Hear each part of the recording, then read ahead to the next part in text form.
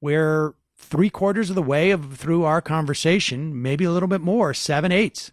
And we're just bringing up the fact that al-Baghdadi was killed by U.S. forces. He is the titular head, or was, of ISIS. His location was a little bit weird. He was located in an area that one would not suspect an ISIS leader would be located. That raises some question. He was in an area that largely controlled by forces sympathetic to Turkey. It makes one wonder about the timing of all this.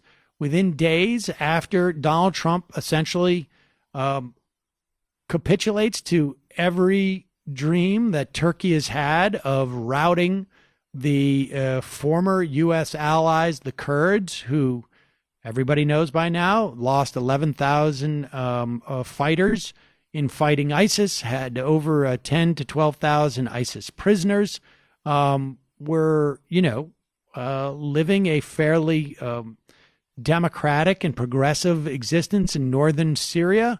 Trump basically just said to the Turks, come on in and feel free to begin the ethnic cleansing. And in return, all of a sudden, they have information as to the whereabouts of al-Baghdadi. They kill him. Of course, Donald Trump's, was pretty grotesque in the way that he announced it. I don't know that makes it any worse than, when I feel that we summarily executed Osama bin Laden inappropriately, in my opinion. But nevertheless, that is the story. And Donald Trump didn't have the ability to have the military parade that he wanted about the whole thing. Absolutely, and I'm sure he's very disappointed. In fact, the night that he announced it. He announced it in the morning, and then that night he went to a baseball game and was booed, and people were chanting "Lock him up." And I'm sure he was very, assumed that he would have a hero's welcome for having killed Baghdadi. And yes, his commentary when he announced it was disgusting.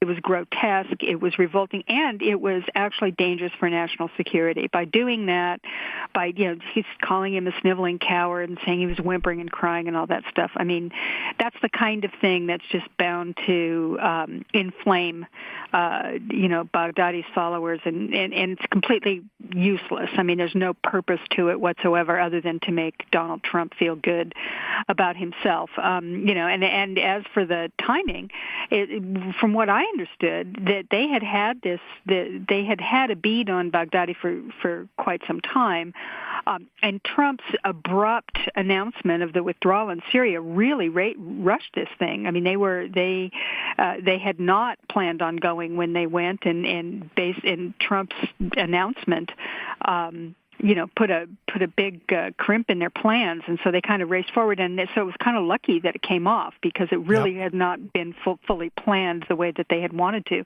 And of course, the upshot of all of this, I mean, Trump's now got this plan, and it just absolutely makes me crazy when I think about it. He's telling, and Lindsey Graham, by the way, now is going along with this, saying, well, he's thinking outside the box. That Trump has no problem with ethnic cleansing. He believes in it. He thinks it's a good thing, and even mass annihilation and genocide is probably okay with him too, because they're all just a bunch of people playing in the sand, like kids, and they've got to kill each other because there's nothing you can do about it. That's his attitude. But now he's saying that that he wants to. We're going to keep the troops there to guard the oil. Now, Syria doesn't have a lot of oil, but it does have some. It's in the Middle East, and so apparently the Pentagon sort of realized that the way to get him to keep some troops in the area was to talk about oil, because he doesn't care about people, but he does care about oil. And so now his idea is that he's going to promise the Kurds that if they move out, if they willingly are ethnically cleansed from their homeland, from their homes, they can move down into Syria where the oil wells are, and he might give them a little taste of those profits. That's really what he is saying now. Now, Syrians live there already. They're, it's a country. The United States has no claim on that oil. He's calling it the Conoco fields now. I mean, it's disgusting. And so, again, we're sort of reminded that the guy that people like to call an isolationist, America First, and all that. Well, he's got a funny way of showing it. Let's just put it that way. If this isn't an imperialist move, I don't know what is. We've taken the oil fields. We have the oil fields. Come on down. He tweeted the other day, "Come on down, Kurds, and come down to where the oil is." It's like, you've got to be kidding me. So here we are. This is a big, huge mess. People are suffering. We don't know what's going to happen with this. The ceasefire expired, and we don't know how much killing is going on, but we do know that there's a tremendous amount of ethnic cleansing. These people are being moved out in massive numbers, and it's all being sort of, on the geopolitical level, we've got a bunch of winners in this: Bashar al-Assad, Erdogan of Turkey, and Vladimir Putin of Russia, all of whom have gained tremendous influence. And basically the U.S. is sitting around, selling lottery tickets to the oil field to the Kurds. I mean, this is it's a mess. And that there's going to be tremendous blowback.